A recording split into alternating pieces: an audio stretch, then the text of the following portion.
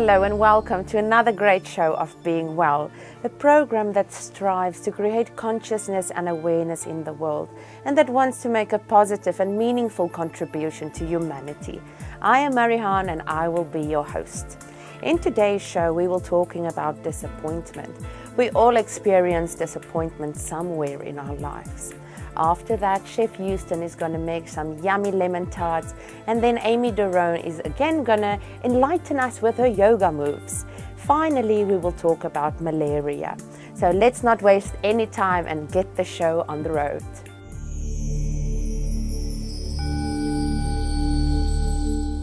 Today, Teal Scott is going to speak to us about disappointment. We all get disappointed sometimes in our life.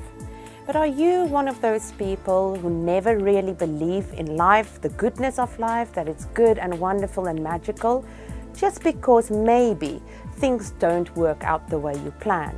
I hear many people say, I don't expect anything, so then I won't get disappointed. Well, this is not the best route to go, because we create our own reality. So if you are negative, you will attract negativity into your life. If you don't expect the best, then nothing good is going to happen. Teal Scott is going to explain to us how to deal with disappointment. If it happens, we have to acknowledge it and move on.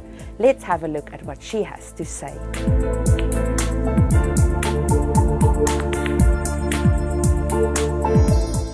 Hello everyone. Today we're going to talk about disappointment. There are two things which need to be talked about with regards to disappointment. The first is expecting disappointment. The second is what to do when we are actually disappointed. You may not have recognized it, but you might just be one of those people who expects disappointment in your life. You might be one of those people who doesn't let yourself get your hopes up. Those of us who expect disappointment in life experience a life of constriction. But the constriction of what? The constriction of joy. Those of us who expect disappointment do not let ourselves feel positive emotion. We feel a kind of familiar, safe comfort when we are feeling negative emotional states, like sadness, because when we feel that way, we are sure that there is no further to fall, and that we will not be able to be disappointed from that place. This is important to understand.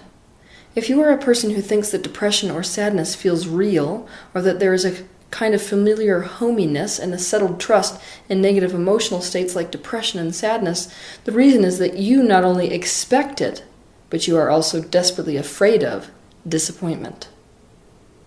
And the only time we are guaranteed emotional safety, therefore, is when we are already feeling unhappy. Those of us who expect disappointment panic when things are looking up. We're always trying to look for the negative in every situation so we don't get blindsided by it. We experience love as a kind of nostalgic missing of something before that object of our love is even gone. We feel the most powerless and desperate when things go well for us because we live our lives according to the belief that the universe is out to get us and that the higher they rise, the harder they fall.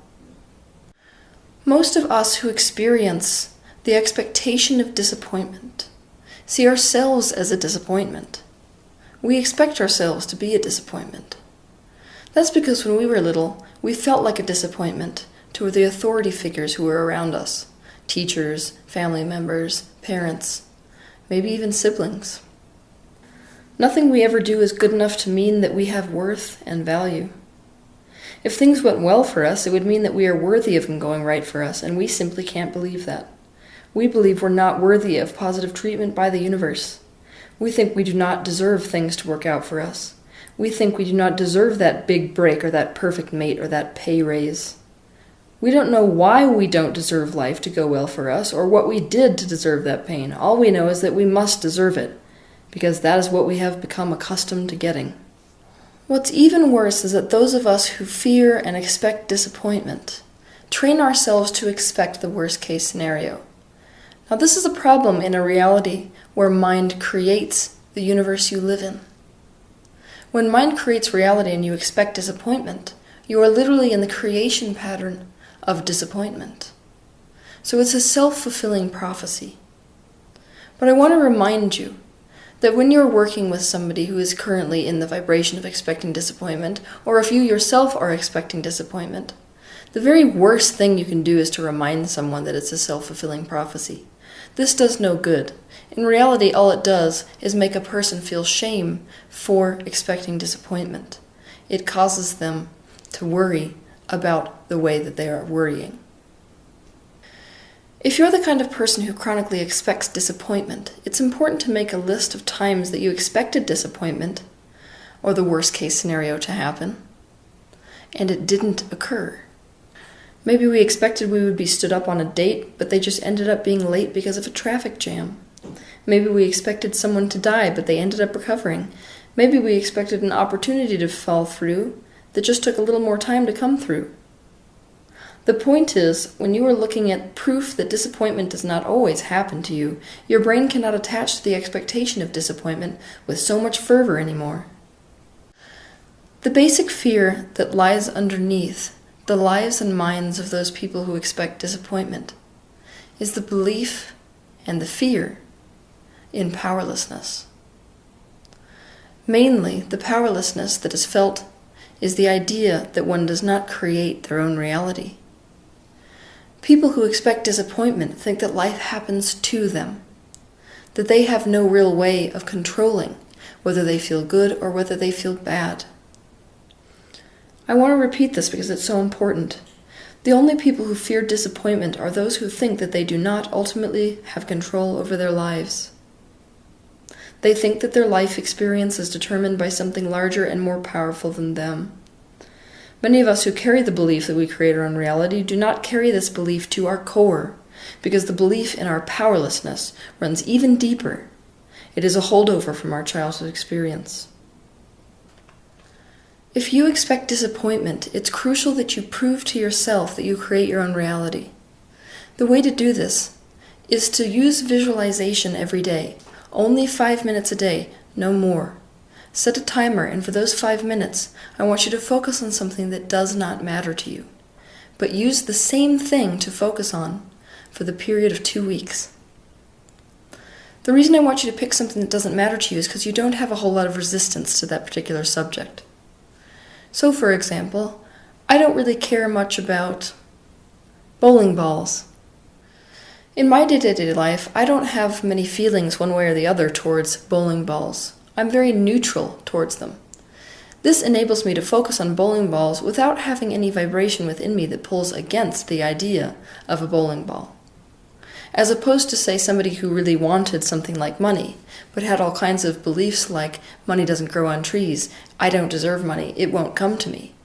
That energy provides a level of resistance which disables you from focusing in a pure way on that particular subject. So we want to save those big deal subjects until you actually believe you create your own reality. So to begin with, start with something that you're very neutral about, that you don't care about one way or the other, and focus on that thing for 5 minutes every day. Make this visualization as real as you possibly can. Then what you're going to do is watch for that particular subject matter to show up in your life. So I'm going to watch for bowling balls to show up in my reality. The law of attraction makes it so that it's universal law that whatever you focus on is now included in your vibration and must become a part of your reality according to your own personal beliefs. So if I focus on bowling balls, they must show up in my reality. You might find yourself bombarded by this particular subject matter after you start visualizing it. It's not that it was always there and you didn't recognize it.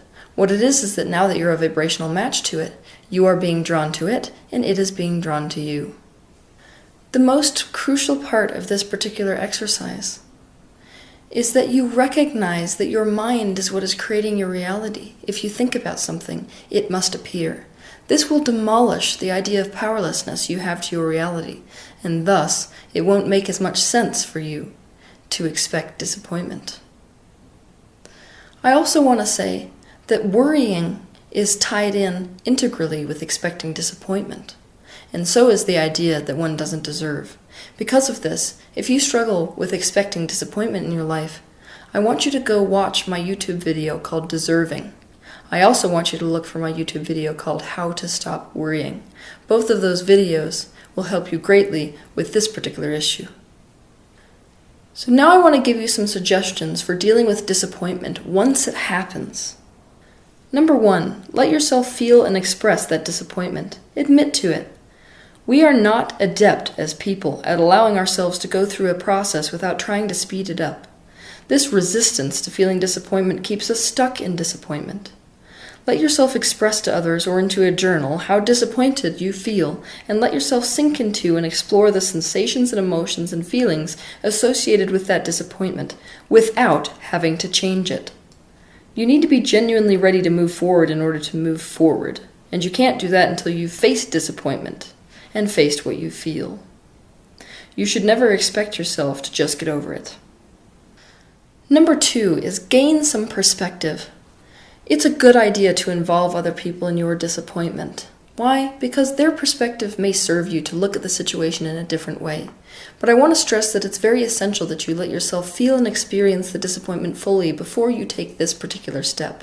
Because we don't want other people's perspectives to be your reason to invalidate the emotions of disappointment, and thus tell you to not feel that way. Number 3, don't take it personally. Most of us take it personally when we experience disappointment. We start looking for what we did to deserve that kind of pain. Insight about the experience can only come if you are not taking it personally. You aren't going to learn anything if you're beating yourself up or shaming yourself, which is what self-blame is. It is important to understand that our experiences have nothing to do with deserving or not deserving, being good enough or not being good enough. It has to do with our thoughts and our true desires. The law of attraction is not a personal process. It responds by mirroring your vibration exactly, your vibration which is dictated by your most dominant thoughts. It is not selective about who or what it applies itself to. It is as impartial as gravity. It is not here to punish you. Number 4, if something disappointing happens, begin to look for, or at least remain open to, the possibility of a silver lining. You can't really know whether that particular opportunity or person or thing was actually what you were asking for. Perhaps it wasn't. Perhaps what you have actually been asking for is right around the corner. Finding approval for something that has disappointed us is one of the most crucial steps to overcoming disappointment or moving through disappointment. I can assure you that there is always something positive to find about every single disappointment. For me, one of my favorite things to do is to write a list of positive aspects in a positive aspect journal about a disappointment which I have suffered. Not only does this cause me to look for the positives in the situation, it also disables my mind from spiraling into an abyss. 5. Practice the art of non-attachment. It is possible to desire something whilst not becoming attached to the outcome.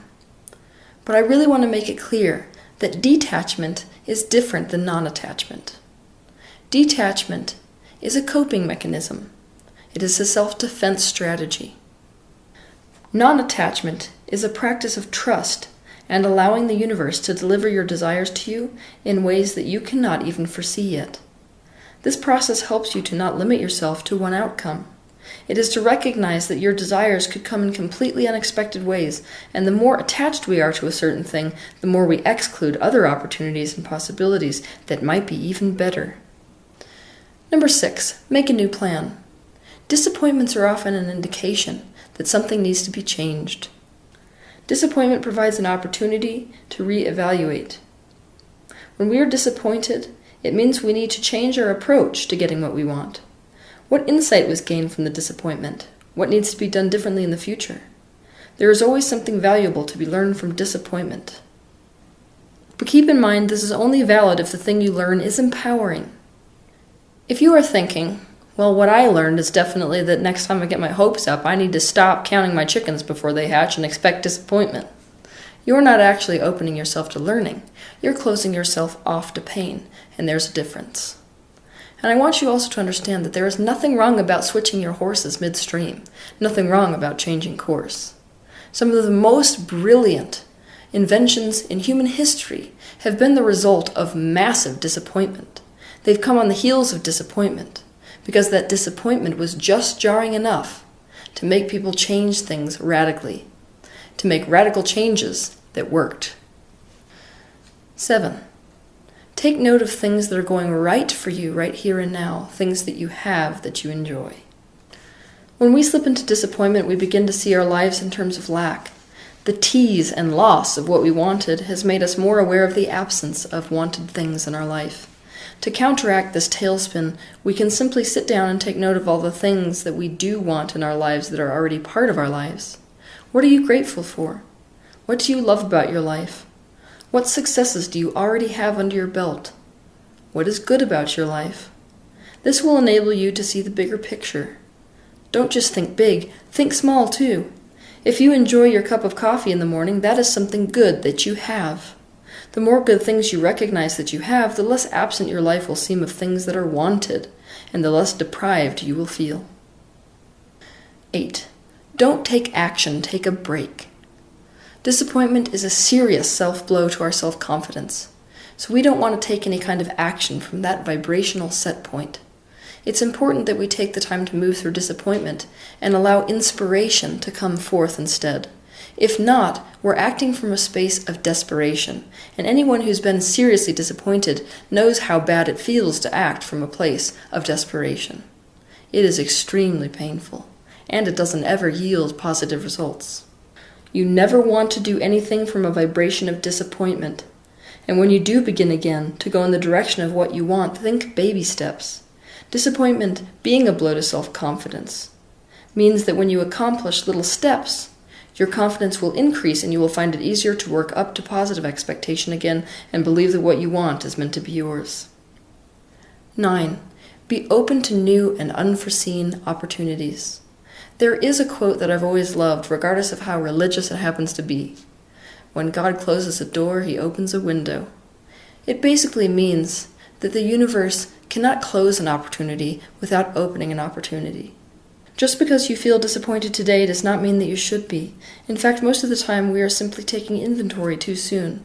We cannot yet see that what we have always been asking for is right around the corner, and that in years to come we will be glad the thing we thought we wanted didn't come through. 10. Never stop going in the direction of what you want, and never give up. Life is meaningless if it is not lived for the purpose of happiness and passion, and disappointment is nothing but a ditch in the road of life. If you allow yourself to be stopped by that ditch, which we call disappointment, then your life will become meaningless, and I can assure you that a life that is lived, that is nothing more than a chain of disappointments, is still 1,000,000 times better than a life that is meaningless because it is without joy. Anyone who has given up on their own dreams can tell you this. I want you to understand something very important. Universal expansion, and even personal expansion, can only happen as the result of lining up with your new desires. It can only happen if you achieve your desires. If you don't achieve your desires, you never achieve the new platform of perspective. You never achieve the platform from which to desire more, from which to expand more. And so it is not in the universe's best interest for you to want something and not get it. That means it's not in the universe's best interest for you to be disappointed, nor is it in your best interest to be disappointed. And if it's not in the universe's best interest for you to be disappointed because it thwarts expansion, then you did not come to this life to be disappointed, and everything you could possibly want is meant to be yours. This means that all disappointment is temporary.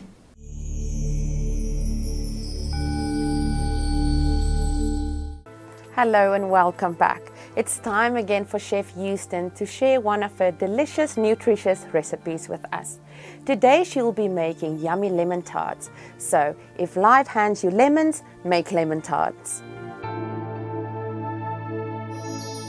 Hi, I'm Joy Houston, and today we're going to make some lemon tarts. Now, generally, lemon bars or lemon tarts have tons of flour, butter, sugar, eggs, all the stuff that we're sort of avoiding on a vegan diet, and certainly on a raw vegan diet. So I came up with an alternative to my mother-in-law's lemon bars. She makes the most amazing lemon bars, but of course she's old school, so I'm not even going to tell you about the stuff that's in there. Lots and lots and lots of sugar and butter and yummy good stuff. But when I was up there visiting one time, I thought, I gotta make some sort of, version of this recipe where I can enjoy that yummy flavor and I can sort of do it my way, right? A raw vegan version. And so that's what I'm sharing with you today, is a raw vegan version of some lemon tarts that are absolutely mind-blowing, made by a beautiful woman in Oregon named Carolyn. Hi, Carolyn. I love you. So here goes a very healthier version. Of course, these still have sugar, these still have fat, they have nuts. These are not something we want to be eating all the time. It's still dessert. So you'll notice that when I make the tarts, I'm using quite a small, this is a 2 1/4 inch round. For those of you who could care less about how cute the little tarts are, and you're just going to eat them, don't waste your time pressing them into tarts. Instead, take a 9 by 9 glass brownie pan and press the nut mixture that we're going to use as the tart base. Press that mixture into the 9 by 9 pan, and then you'll be able to frost the top, put it in the refrigerator, slice it into squares, and you can serve it just like lemon bars. So it'll taste just as good. I'm just going to try to make these a little cute for you because you're special. Okay, so let's jump in and first make the crust, the bottom of the lemon tart. And so to do that, we're going to use macadamia nuts. Creamy, buttery, delicious. I mean, these things ground up taste like pie crust anyway, if you ask me. So we're going to use these for what would be butter if we were making a typical crust. And then to give it some flour-like texture, a drier texture, we're going to add some coconut, some dried coconut. And even more of a floury texture comes from the Sun Warrior vanilla protein powder. I love the taste of this protein powder. I mean, you can just take and blend it with some orange juice and ice and you've got like a healthy version of Orange Julius, right? It's delicious stuff. But here, it's going to do 2 things. One, it's going to give us a little more flour-like texture, right? Which we appreciate. We want an option to simulate some things we might miss, some desserts from the sort of conventional cooking world. The other thing is, because this does have sugar, right? We're going to sweeten it here with some dried pineapple, and then the frosting is going to be quite sweet. It has raw honey in it. So we have this sort of wave of sugar coming through when we eat this dessert. And because we're adding the protein, we know that we're going to sustain that sugar high, or not go so high, and we're going to sustain the sugars longer. So I love the addition of the protein powder in this dessert. Okay, so our crust needs to be sweet. So to sweeten it, we are adding some pineapple, some dehydrated pineapple, dried pineapple. Now, you really want to watch your dried pineapple. You got to look at the ingredients on that stuff. Even if you're buying it in bulk, they have an organic version. You want to get the one with the simplest ingredients possible, but you got to watch in there. Some of them put some extra dye and some preservatives and all kinds of junk. You don't need any of that junk, okay? So now, to make our mixture moist, we're going to add 3 to 4 tablespoons of lemon juice. Now, this is a full 4 tablespoons. I don't know exactly how much I'm going to need, right? Every batch of macadamia nuts can be a little drier, a little more oily, a little more moist. We don't know yet. So we're just going to start with half of this, and then I'm going to pulse it, and we're going to add some more, okay? So let's add roughly half. We'll just sort of eyeball it here. And then once we have that in there, we're going to put the top of the food processor on, and we're going to give it some pulses. Again, we never want to just turn this thing on. All the stuff's going to fly to the outside and to the top. We're going to have a big mess. We're not going to have all the ingredients. So try pulsing nice and slow.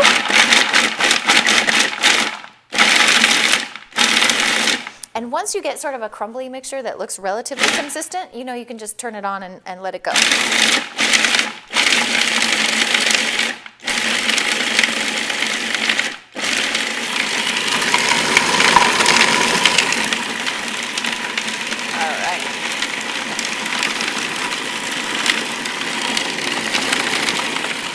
Smells so good and lemony.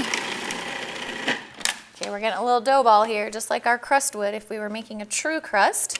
That's a good sign. But unlike crust, which we sort of want to ball up in the food processor, and if you haven't cheated and made crust in your food processor, you ought to check that out. That's definitely a little shortcut. My daughter's the baker in our family, and she showed me that trick. Let's get this going.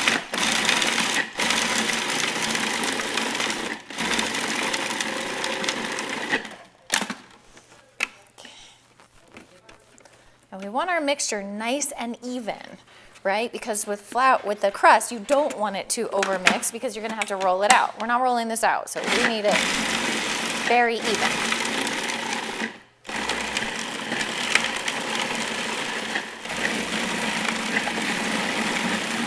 Okay, perfect. there's our dough ball. So the difference being we want to make sure that our mixture is really well blended before we let it sort of roll up into a ball to become the crust for the lemon bars, or what we're making is little lemon tarts.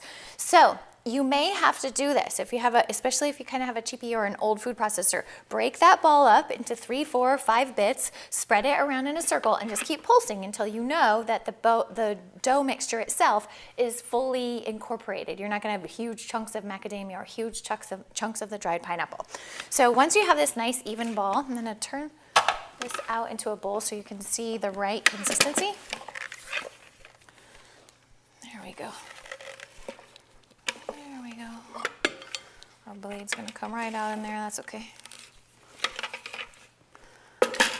Okay, now there's 2 reasons we have to be really meticulous about getting the all of the dough out of the food processor. 1, because it's yummy and macadamia nuts are expensive and we want to make sure we don't waste them.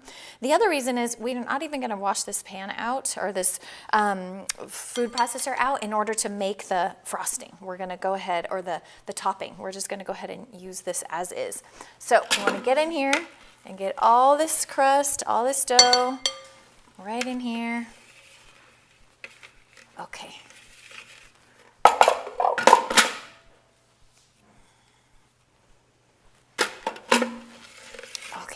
Oh, I wish you guys were here. The smell of the kitchen right now is just amazing because I've zested all these lemons and then squeezed them, so they smell heavenly.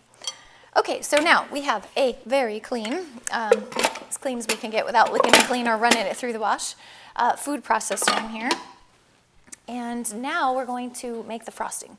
While the frosting is whipping up, we'll get the tartlets ready to go, and then all we have to do is put the topping on and put them either in the refrigerator if you want to chill them, or top them with blueberries. So let's go ahead and get everything in for the topping. So we're going to need a base of coconut oil. So we have 3/4 cup of coconut oil. So there again, we said we have some fat, we have some sugar in here. But remember, these are healthy fats, great for your skin. It's so funny because people trip out about the fats in coconut oil or in coconuts in general. Like I have some girlfriends who won't eat the meat of their young coconuts when they drink them because they're so worried about the weight, their cholesterol, that sort of thing. But it's interesting, societies who eat coconut fat, like, eat young coconuts, so they're eating the meat of the young coconut all the time, they're cooking with coconut oil, moisturize their skin with coconut oil, they don't have higher cholesterol.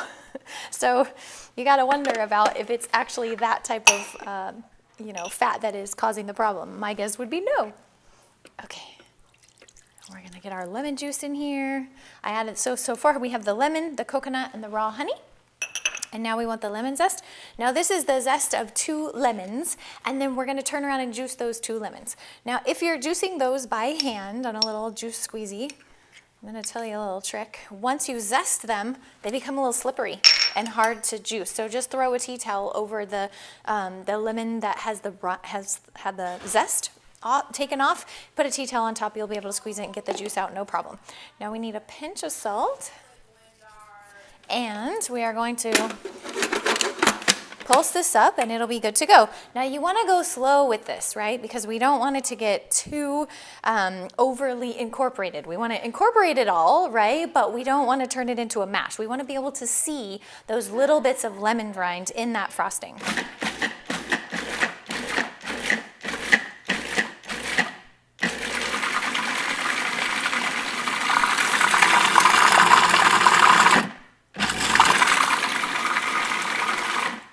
Perfect. Now, the topping for your tarts is going to come out a little bit different depending on where you live and how hot it is. I am in San Diego, and today we're having a massive, massive heat wave. So my coconut oil is going to be a little bit softer than it would usually be.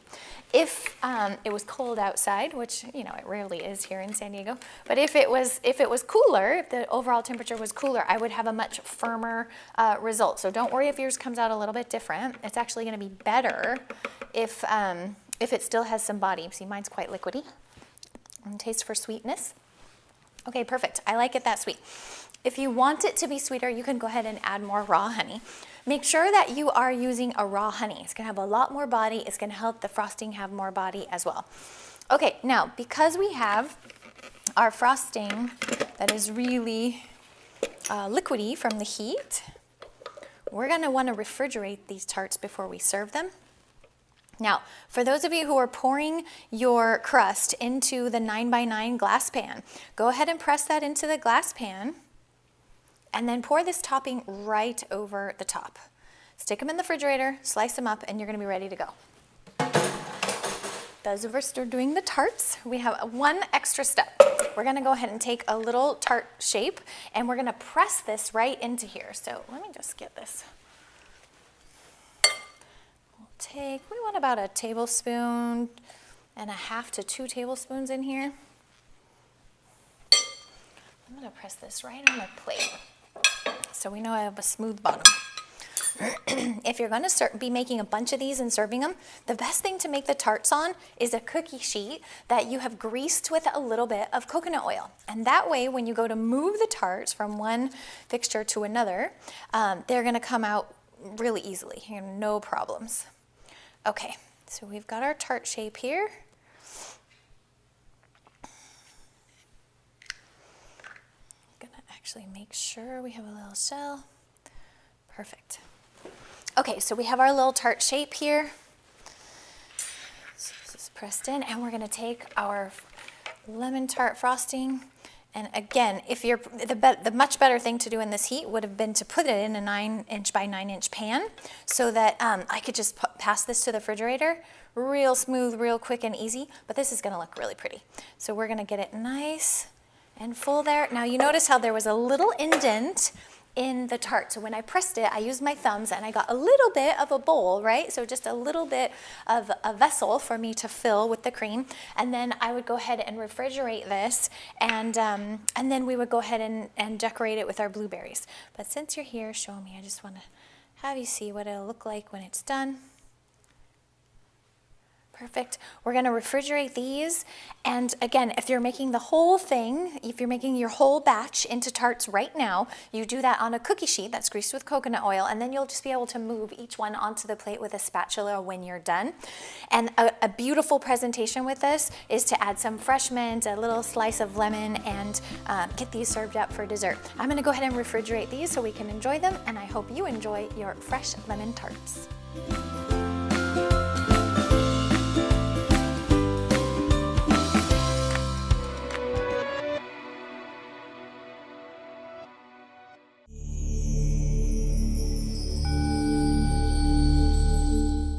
Hello and welcome back. It's yoga time with Amy Derone. Yoga has so many health benefits. We just have to get down and do it. So grab your yoga mat and start today. Let's get going.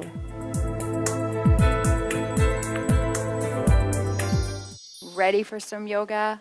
Ready for your down dog? It's noontime. Have you done your yoga today? Let's start by coming into child's pose. So go ahead and open your knees out wide on your mat. Your feet are going to come together behind you and drop your butt down to hit your feet. If your butt doesn't hit your heels, no worries. You got to accept where you're starting, and we're going to create a shift together. So I'll walk you through child's pose, hips down, forehead down, arms out in front of you. Go right into your breathing. Specifically, send your breath out.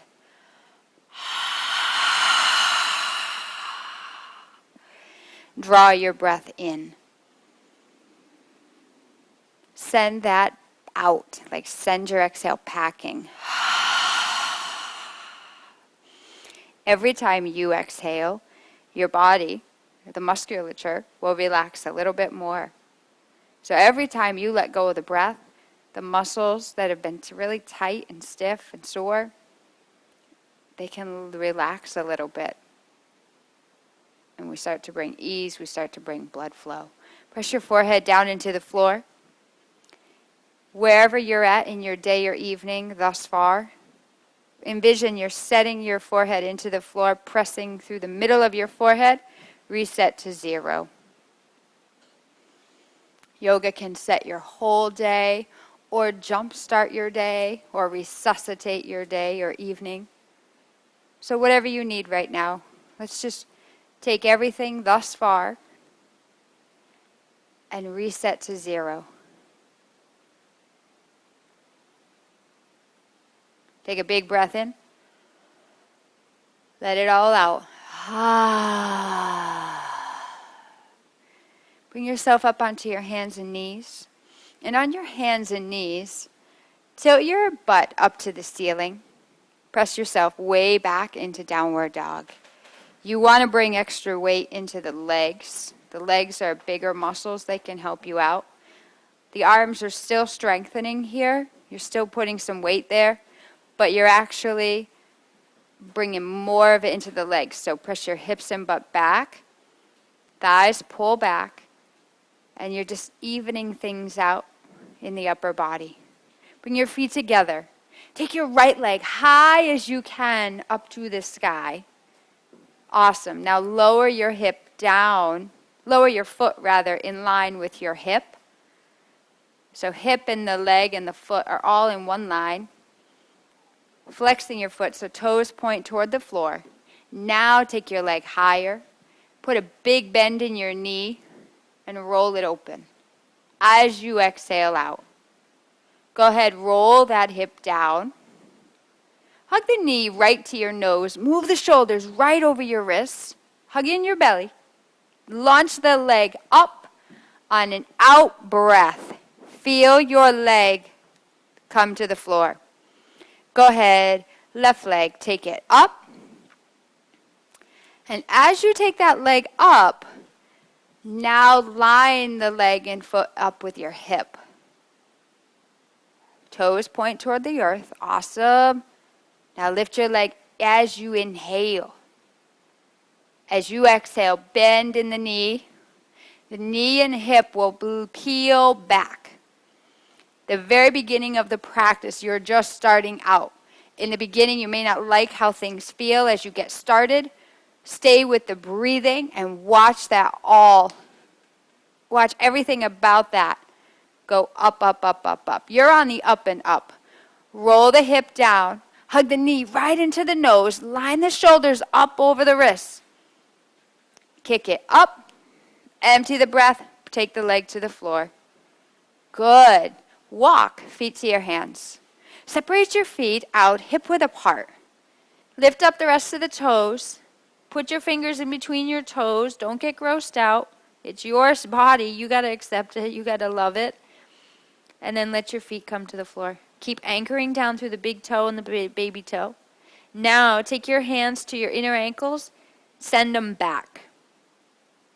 Take your hands to your outer ankles. Press them down. Bring your hands to the outside of your shins. Push your palms into the outer shins into the hands. Inhale, pull the chest forward. Exhale, fold. Hands to your hips. Knees bend, rise to stand. So while you're here, you've anchored down the feet and legs, or the feet and ankles. Hug the legs, like lift the thighs off the knees. Feel your tailbone, pelvis tilt toward the floor. Front pelvis tilts up. Take your first and second fingers and thumbs to the ribs. Knit them in. Now take your shoulders up to your ears.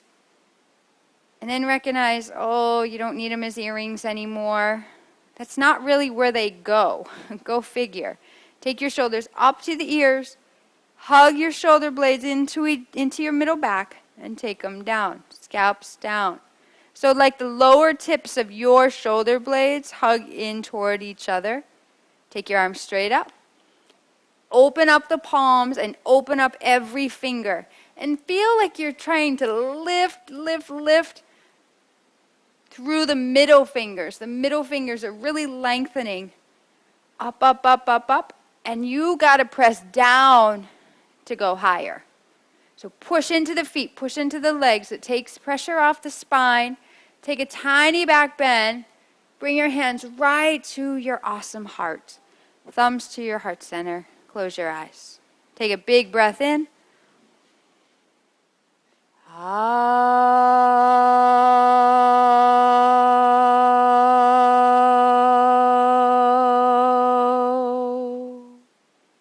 acknowledging yourself, your body, your yoga, acknowledging what's awesome in your life.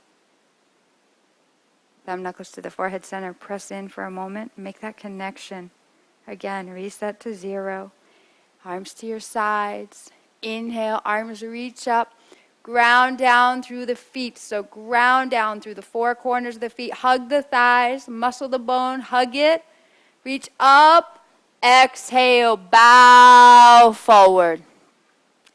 Inhale. Halfway lift. This is where you bring your pinky toes, or your pinky fingers rather, outside your baby toes. Really press your butt back and pull the heart forward. Crown is lengthening too, so the neck gets a little bit of ironing out. And then step back into a high plank position. High push-up. Shoulders are lined over the wrists. Palms down into the floor. Fingers spread. Anchor down through the first and second knuckles. Press your heels back. Tilt your tailbone toward the feet. And rock forward on the balls of the feet. The chest comes forward. Elbows bend back. Hug them in. Low push-up. Exhale. Inhale. Up facing dog. Ground down through the palms. Hug the shoulder blades in toward your middle back. Tops of the feet down. Out breath. Downward facing dog. Taking your breath in, let it leave you. Draw a bigger breath into the lungs, Ujjayi breath. And exhale it all gone. Zip your belly in nice and tight. Hug the belly tight against the spine. Bend the knees, look between the thumbs. Jump, rock it, feet to your hands. You're powerful and much stronger than you would ever believe yourself to be. Feel about you the way I feel about you. Inhale halfway. Empty the breath. Forward fold. Chin down. Head getting heavy. Shake the head out. Inhale. Push down into the feet. Again. Outer ankles down, inner ankles back, legs firm, everything else up, up, up, up, up, up, and up. Out breath, fold. In breath, halfway. Step to a high plank. Exhale, low push-up. You could always take your knees to the floor, but tilt the tailbone down. Find a inhale, that takes you into up dog. Up dog needs a breath in. Out breath. Down dog says, I need the exhale. Bring water to your joints. Soften your knees. Let your head get heavy. Shoulders up to the ears one more time. Now take them down the back. Hug them into the mid-spine. Exhale the breath out.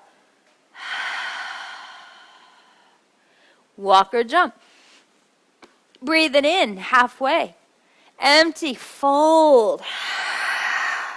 Inhale, rise up, push down, go high. Empty the breath, fold in half. Inhale, halfway. High plank.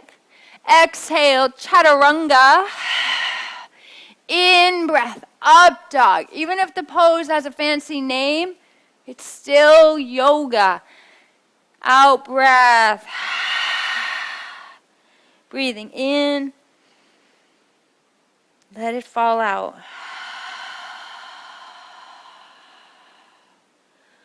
Float. Feet to your hands. Breathe it in. Let it go. Bend the knees. Drop your butt down. It's still that alignment. So root the feet. This time lift your toes. Fan them out. Push the weight down into the heels. Drive the heels into the floor. Tailbone tilts toward the feet, toward your heels. Arms reach up. Take your opposite arm to your opposite elbow. Arms over your head.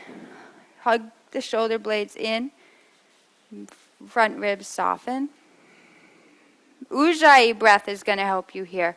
Even if you don't have all the pose understood, Your body's like, dude, breathe me now.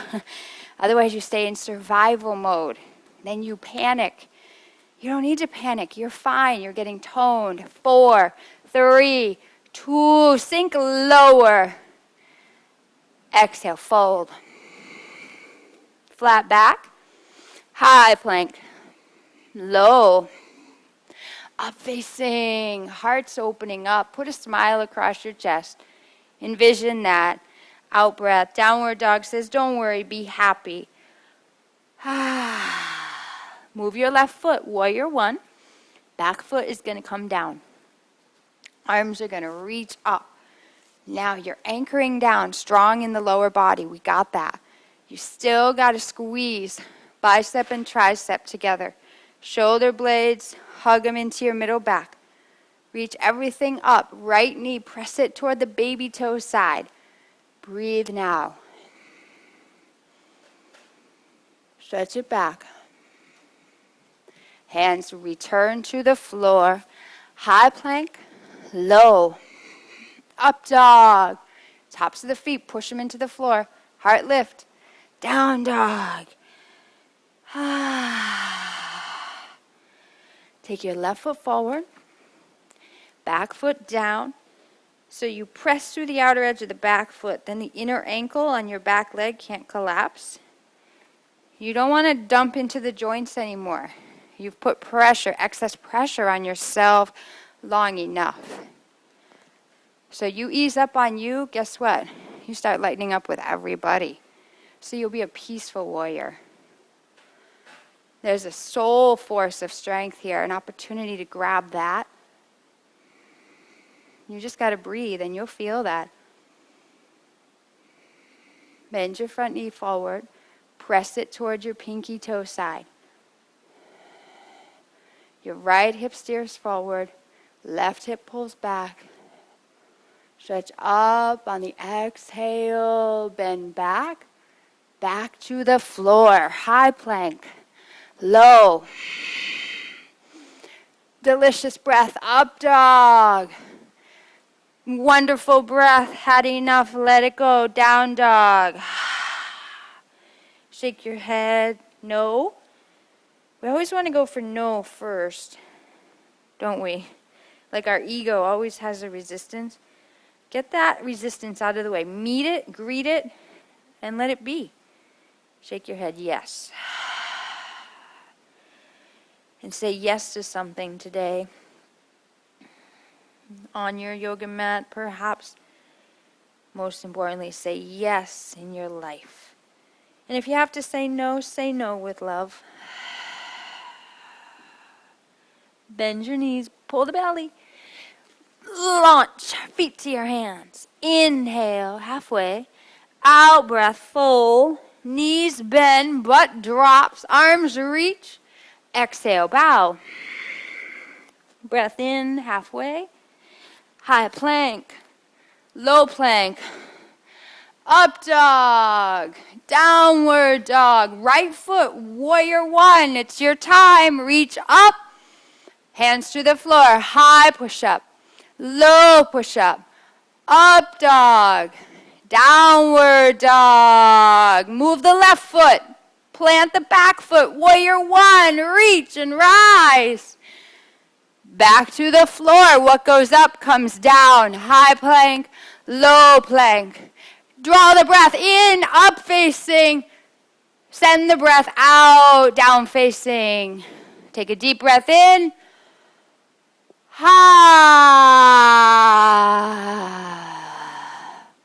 Jump, feet to your hands. Bend the knees, sink down, reach up. Exhale, bow. In breath, halfway. High push up. Low. In breath, up. Out breath, down dog. Right foot, warrior 1. Open the arms wide into warrior 2. Inhale, reverse your warrior.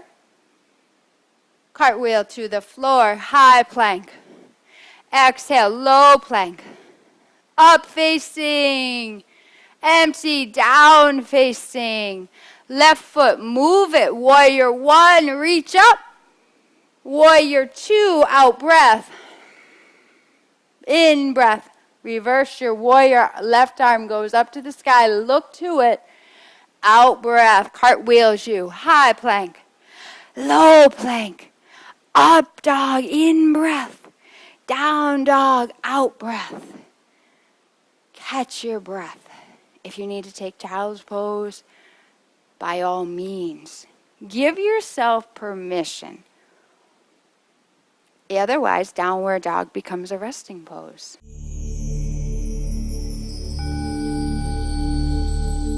You need oxygen, you need breath in your life.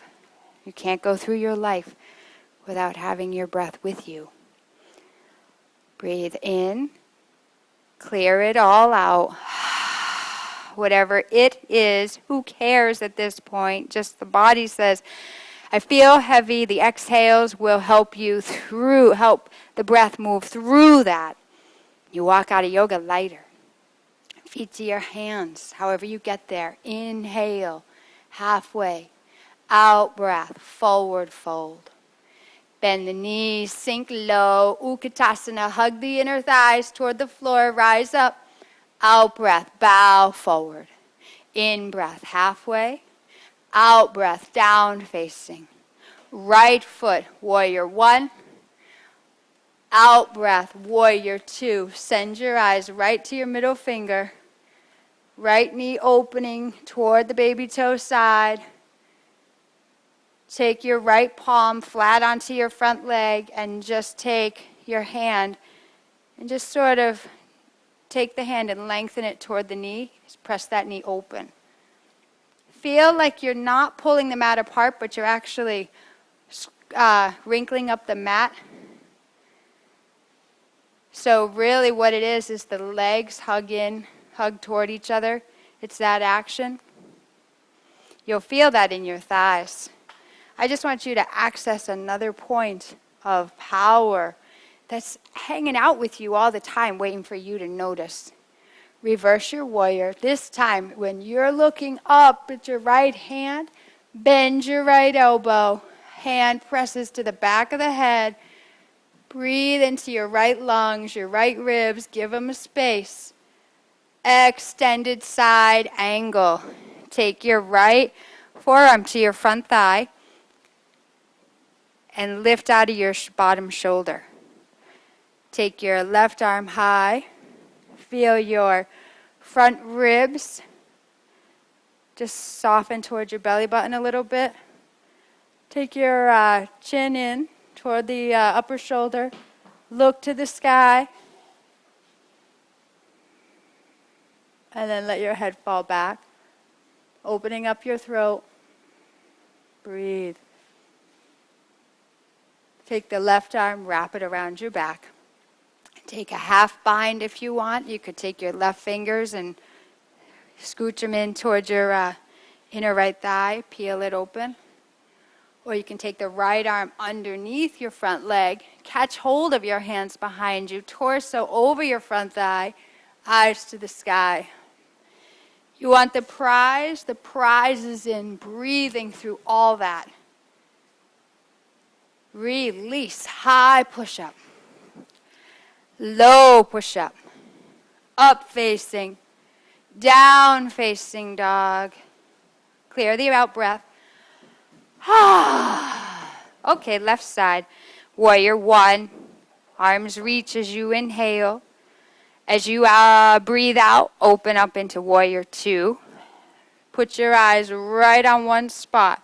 You don't want a hard stare. You don't want to get angry about all this. It'll make it more difficult. You notice that?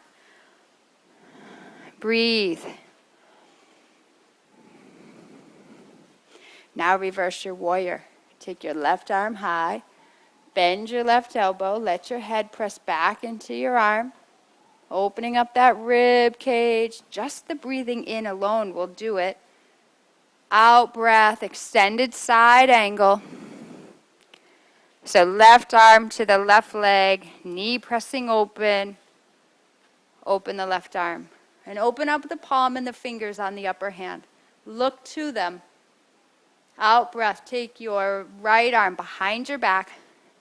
See if your fingers will catch hold of the inside of your left thigh. Lift your chest high to the ceiling. Look up there. Breathing. 5, 4, 3. Shoulder blades hug in. 2. Peel open just beyond your usual. And release. High push-up. Low push-up. Inhale up. Out breath. Downward facing. Big breath in.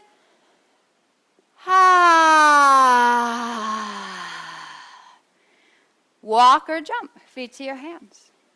Inhale, flat back. Exhale the breath, fold. While you're right there, open your feet out hip width apart. Give yourself a good base. So the distance of your feet is how wide your hips are. And they're usually not that narrow and they're usually not that wide. So find that stance that's perfect for you. And peace fingers, take your big toes. Thumbs lock around. Breathe it in halfway. Let your out breath fold your upper body. Fold it forward for you. Let your head get heavy. Take your shoulders to your ears. And then pull the shoulders away from your ears as far away as you can. Love that space. Love it. You got space. That's all yoga does. It gives you space. Gives you space inside yourself. Gives you inner strength. You're not doing so much of a workout as you... That's all happening, but you're working out something inside too. You're giving an opportunity for your hamstrings to get a little stretch. So try to straighten your legs just a little bit. And if you're super tight, keep the knees soft. But root down into the feet and let your hamstrings start spiraling up to the ceiling. Breathing out is what's going to let go of the tight muscles.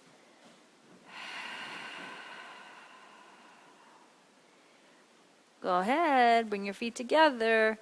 Hands to your hips, push your feet into the floor, legs squeeze them. Up to stand. Reach on up. Out breath, hands to your heart. Really, really good. Let's just take a tree pose today. Just a moment to practice balance. Right leg to your inner left leg. It could be on the inner ankle, inner calf, or hike it up to the inner thigh. Thigh and the sole of the foot pressed together. Just leave it off the knee. It's directly. Hands to your heart. Press your thumbs to your heart center. Land your eyes. We're here for a moment, but put all your attention here. Listen to your breath.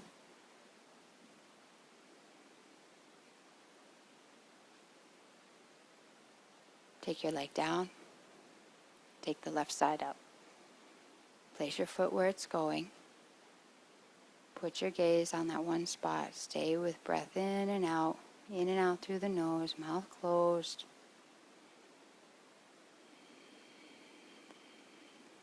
A rolling wave of ujjayi breath happening at the base of the throat.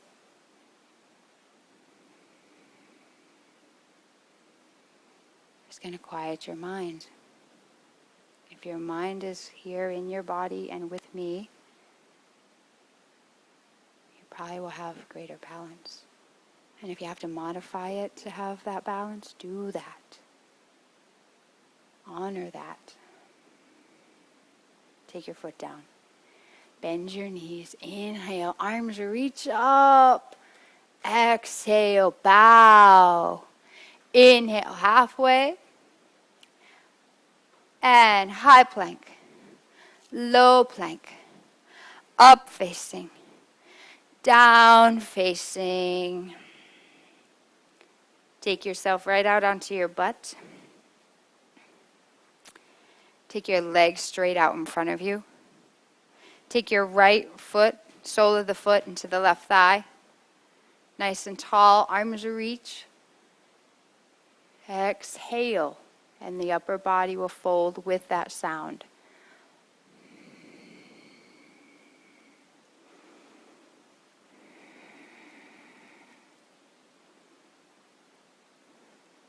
Come on, back up. Right leg straight out. Left foot to the inner left right thigh. In breath, arms are going up. Out breath, you'll fold. The right knee can be a little bent.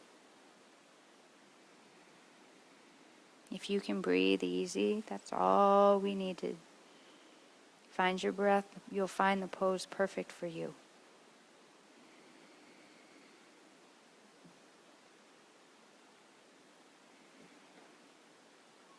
It's like baby bear power yoga. You want to feel it's just right.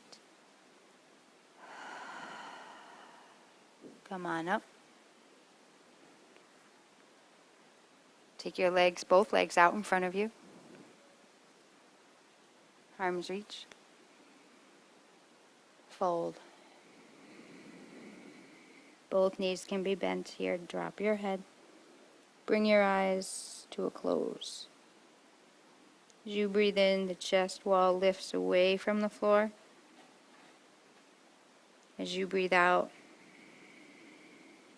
the chest sinks. What goes up must come down.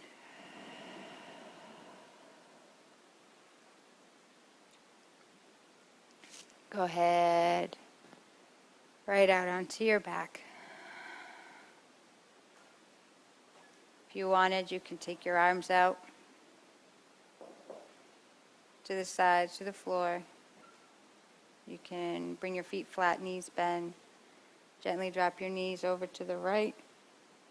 Your eyes stay closed, but they go out looking as if they're looking toward the left arm. Come back. Knees drop left.